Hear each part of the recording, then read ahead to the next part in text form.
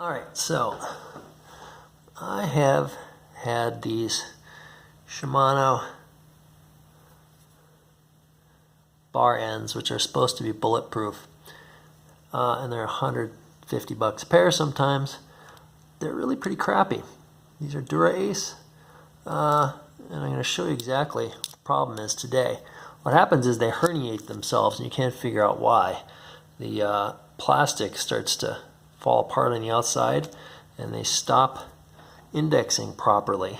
If you're lucky and they just start screwing up, you might be able to arrest it, but I don't think so. The best you can usually do is stick them in a friction mode if they'll still twist on the road and get them to work. And the reason is, I can show you here, I say they herniate.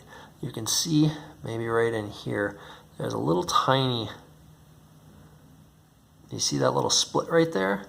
That's a circular washer, and there's a little tiny circular washer with indents, detents in it, which provides the indexing, and those things break.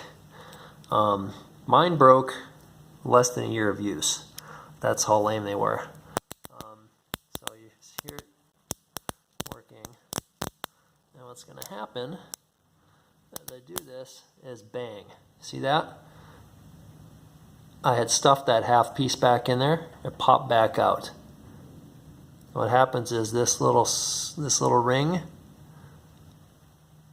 breaks. I believe that's a broken edge anyway. I have shoved this back in here, snapped it back in with a pliers a couple of times to see if it would stay, and it doesn't. And these, to me, look like broken edges. So anyway, I have had to replace them on the road in the past. I've had to shift them. We've had 2 pairs go bad in our house out of 2 pairs. So that's not so great.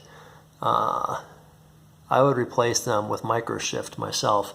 I wouldn't trust the Shimano again if you have to have bar ends, which are a nice kind of shifter to have. Otherwise, if you want to play it safe and you're on a tour, stick them in friction mode. You'd be surprised at how easy it is to go back to friction shifting. You don't really need indexing.